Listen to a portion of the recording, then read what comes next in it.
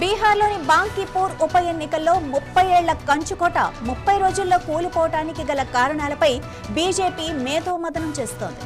ఈ ఓటమికి గల కారణాలను విశ్లేషించే పనిని పార్టీ అధిష్టానం చేపట్టింది. ఈ నియోజకవర్గం నుంచి ఇంతకాలం బీజేపీ సీనియర్ నేత నితిన్ నవీన్ ఎమ్మెల్యేగా ప్రాతినిధ్యం వహించారు. ఆయన మార్చి నెలలో పార్టీ జాతీయ అధ్యక్ష బాధ్యతలు చేపట్టడం, రాజ్యసభకు వెళ్లిపోవడంతో ఈ బాంకీపూర్ స్థానానికి ఉప ఎన్నిక అనివార్యమైంది. అయితే బీజేపీ తన సిట్టింగ్ స్థానాన్ని కోల్పోవడం బీహార్ రాజకీయాల్లో పెద్ద చర్చనీయాంశమైంది. ఓటమికి దారితీసిన కారణాలపై బీజేపీ అంతర్గతంగా సమీక్షలు చేస్తోంది.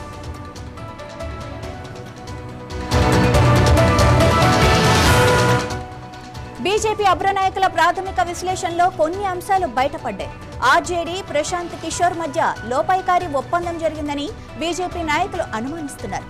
తమ అగ్రవర్ణ ఓట్లను చీల్చేందుకే ఆర్జేడీ ఈ వ్యూహం పన్నిందని భావిస్తున్నారు.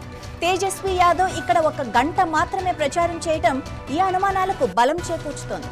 అభ్యర్థి మార్పు కూడా ఓటమికి ఒక కారణమని చెబుతున్నారు. నితిన్ నవీన్ స్థానంలో కొత్త అభ్యర్థిని నిలబెట్టడం ఓటర్లపై ప్రభావం చూపిందని బీజేపీ అధిష్టానం అంచనా వేస్తోంది.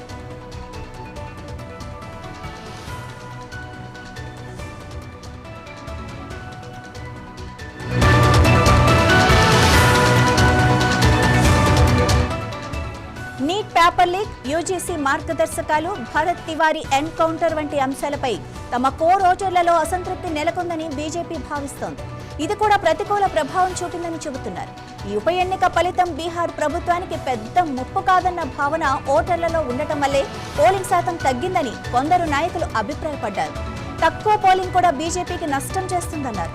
బూత్ వారీగా ఓట్ల సరళిని విశ్లేషించి పార్టీ కోర్ ఓటర్లు ఎందుకు దూరమయ్యారో తెలుసుకోవాలని బీజేపీ నిర్ణయించింది. ఈ ఓటమి నుంచి గుణపాఠాలు నేర్చుకుని భవిష్యత్ ఎన్నికల కోసం తగిన దిద్దుబాటు చర్యలు చేపట్టాలని కమల దళం యోచిస్తోంది.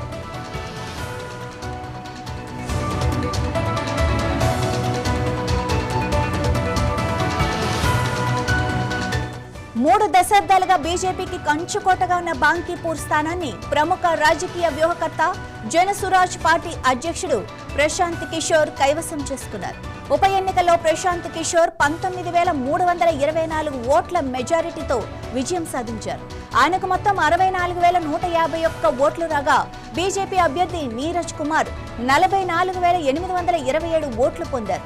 ఆర్జేడీ అభ్యర్థి రేఖా కుమారి 14,273 ఓట్లతో 3వ స్థానంలో నిలిచారు. ఈ విజయం ప్రశాంత్ కిషోర్ కు రాజకీయంగా పెద్ద మైలురాయి. జనసురాజ్ పార్టీకి బీహార్ శాసనసభలో ఇదే తొలి అడుగు.